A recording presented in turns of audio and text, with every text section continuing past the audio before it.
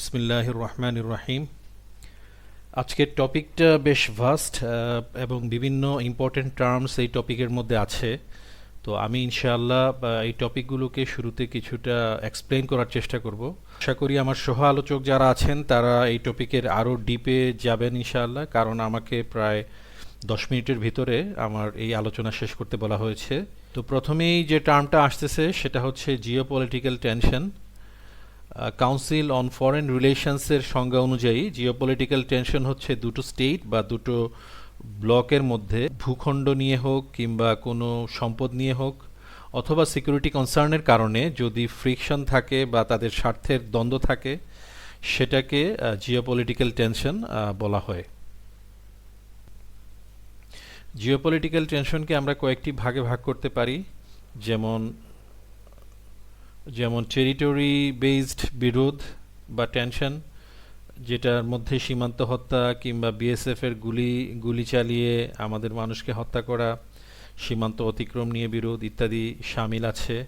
ফেলানির হত্যাকাণ্ড নিশ্চয়ই আমাদের সবার মনে আছে। এছাড়া ফারাক্কা ব্যারেজ এই জিওপলিটিক্যাল টেনশনের পার্ট। টেরিটরি বেসড টেনশন, প্রাকৃতিক সম্পদ নিয়ে জিওপলিটিক্যাল টেনশন আছে। তিস্তার পানি বন্টন হোক কিংবা 54টা অভিন্ন নদীতে ভারত ইচ্ছে মতো উজানে বাদ দিয়ে পানি আটকে রাখা, মিয়ানমারের সাথে গ্যাস এবং জ্বালানি অনুসন্ধান, এগুলো জিওপলিটিক্যাল টেনশনস। তৃতীয় প্রকার হতে পারে যে নিরাপত্তা সংশ্লিষ্ট উদ্বেগ বা জিওপলিটিক্যাল টেনশন, যেমন ভারতে উগ্র হিন্দুত্ববাদ এবং অখণ্ড ভারতীয় মতবাদ বেশ প্রবল হচ্ছে দিনে দিনে। এছাড়া কাশ্মীর, জুনাগড়, হায়দ্রাবাদ, সিকিমের ইতিহাস আমরা সবাই জানি। একই সাথে 75-এ শেখ মুজিবুর রহমানের হত্যার পর সম্ভাব্য ভারতীয় আগ্রাসন নিয়ে সিআইএর মেমোরেন্ডাম যেটা টপ সিক্রেট থেকে ডিক্লাসিফাইড হয়েছে, এগুলো আমাদের সামনে এসেছে। সেই সময় থেকেই, স্বাধীনতার পর থেকেই 7 দফা গোপন চুক্তি এবং এগুলোর মাধ্যমে আমরা ভারতীয় আগ্রাসনের সেই ইতিহাসটা আমাদের সামনে। তো এটা একটা জিওপলিটিক্যাল টেনশন, এটা ঐতিহাসিক এবং at the same time geopolitical. এদেশে ভারতীয় প্রক্সি বা পুতুল সরকার প্রতিষ্ঠা সেই 71-এর পরেও এটি ছিল, সাম্প্রতিক সময়ে এটি হয়েছে। বিগত 15 বছর একটি প্রক্সি ভারতীয় সরকার ছিল বাংলাদেশে, এবং এদেশের ভিতর দিয়ে ট্রানজিট বা 7 সিস্টার্স কানেক্টিভিটি সেগুলো আমরা জানি। এবং এই প্রক্সি শাসনের শুরু হয়েছিল পিলখানা মেসাকারের মধ্যে দিয়ে, এটা আমরা জানি। রেলওয়ে ট্রানজিট প্রসেস হয়েছিল, বাট সেটা সাকসেসফুল হয় নাই। রাডার বসানোর কথা ছিল বঙ্গোপসাগরে নজরদারি করার জন্য, কিন্তু সেটা ফাইনালি বাস্তবায়ন হয় নাই। এছাড়া বর্তমানেও অনেকগুলো গোপন চুক্তি রয়ে গেছে যেটা এখনও প্রকাশ হয়নি। এছাড়াও রাজনৈতিক নিয়ন্ত্রণ প্রতিষ্ঠায় রয়ের যে আগ্রাসী কার্যক্রম, সেটাও একটা জিওপলিটিক্যাল টেনশনের কারণ। আমরা জানি যে কর্নেল হাসিন স্যারকে গুম করা হয়েছিল, তিনি রতে কাজ করতে চান নাই বলে। একইভাবে ডিজিএফআই হেডকোয়ার্টারে 2টা ফ্লোর ছিল রয়ের জন্য, এবং রিসেন্টলি এয়ারফোর্সেও রয়ের নেটওয়ার্ক ফাঁস হয়েছে। সিকিউরিটি কনসার্নসের আরও কিছু উদাহরণ হচ্ছে ভারতের এনআরসি এবং সিএএ, যেগুলোর কারণে রিসেন্টলিও বিবিসি বাংলাতে একটা ভিডিও এসেছে, একজন বৃদ্ধাকে কিভাবে সীমান্ত পার করে বাংলাদেশে পুশ ইন করা হয়েছে। সেটা খুবই হৃদয় বিতারক ঘটনা। একই রকম ঘটনা অসংখ্য আছে যেখানে সাধারণ মুসলমানদেরকে তাদের বসত ভিটা থেকে উচ্ছেদ করা হচ্ছে। ভারতে সম্ভাব্য মুসলিম জেনোসাইড, এটাও আমি মনে করি একটা জিওপলিটিক্যাল টেনশনের কারণ ওপাশে ভারতে যখন মুসলিম জনগোষ্ঠীকে জেনোসাইড করা হচ্ছে কিংবা একটা প্রসেসে আছে, তখন স্বাভাবিকভাবে পুরো অঞ্চলটা ডিস্টেবিলাইজড হওয়াটা স্বাভাবিক। এবং মিস্টার গ্রেগরি স্ট্যান্টন, যিনি জেনোসাইড ওয়াচের প্রতিষ্ঠাতা, তিনি ভারতে রুয়ান্ডার জেনোসাইডের মতো একটা জেনোসাইডের ওয়ার্নিং দিয়েছেন সেই 2022 সালে। যেটা আমরা এর কিছু কিছু সিমটম আমরা দেখেছি, যে রাস্তায় ঈদের নামাজ পড়াটাকেও ব্যান করা হয়েছে কোনো স্টেটে। একইভাবে তাদের ধর্মীয় উৎসবে পার্টিসিপেট না করায় মুসলমানকে হত্যা করা হয়েছে। কিংবা অমিত শাহের মতো সিনিয়র রাজনীতিবিদ, তিনি বাংলাদেশিদেরকে টার্মাইটস কিংবা তেলাপোকা ইত্যাদি ইত্যাদি নামে অভিহিত করেছেন। জিওপলিটিক্যাল টেনশনের আরও কিছু উদাহরণ হচ্ছে যে মায়ানমারের রোহিঙ্গা জেনোসাইড এবং প্রায় 11 লক্ষাধিক রোহিঙ্গা আমাদের দেশে শরণার্থী হয়ে এসেছেন। এসবের কারণে আমাদের বেশ কিছু স্টেপস নিতে হবে।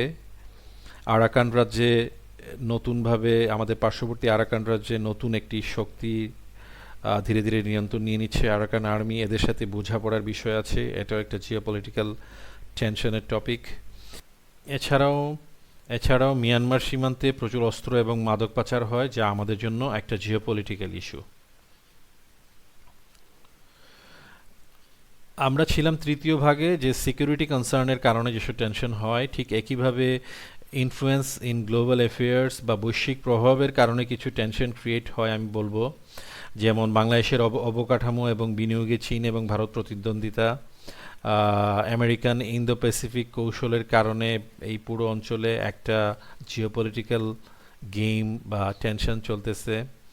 একইভাবে পাশ্চাত্যের লিবারেল চিন্তাভাবনা বা চিন্তাধারার মধ্যে এলজিবিটিকিউ কিংবা এরকম মতবাদ মুসলিম প্রধান দেশগুলোতে প্রচার প্রসারের একটা ব্যাপক প্রচেষ্টা, এটা এক ধরনের সামাজিক টেনশন ক্রিয়েট করছে এবং করবে।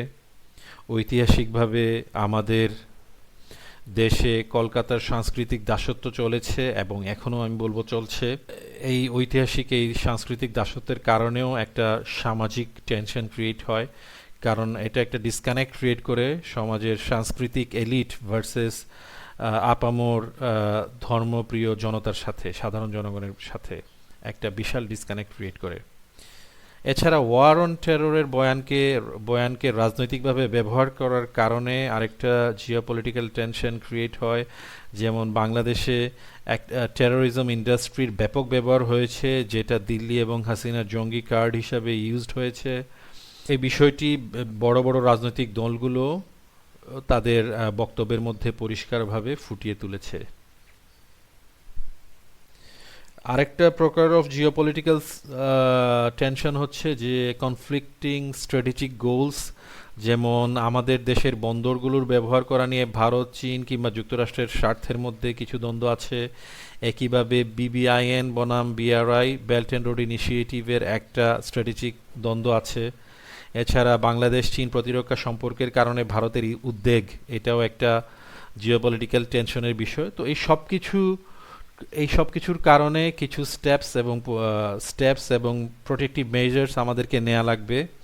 এই ক্ষেত্রে আমি সবগুলোর সলিউশনে যাব না, শুধু একটা কথাই বলবো, these are very grave concerns এবং সিরিয়াস ম্যাটার্স। এটার জন্য বাংলাদেশের রাজনৈতিক নেতৃত্ব যারা আছেন তাদের মেরুদণ্ড শক্ত থাকতে হবে।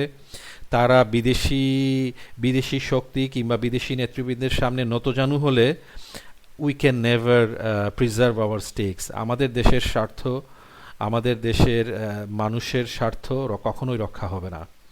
সো আমাদের দেশের যারা নেতৃবৃন্দ আছেন তাদেরকে খুবই বোল্ড এবং দেশের স্বার্থের পক্ষে থাকতে হবে, নতজানু হওয়া যাবে না। এটা আমি আপাতত শুধু একটা কথাই সলিউশন হিসাবে বলবো এবং আই ক্যানট স্ট্রেস ইট মোর।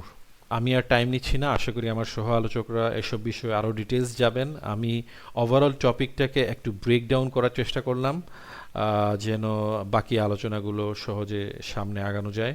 আল্লাহ তাআলা যেন আমাদের দেশকে এবং দেশের জনগণকে সকল প্রকার থ্রেট থেকে রক্ষা করেন। আমিন। আসসালামু আলাইকুম ওয়া রাহমাতুল্লাহ।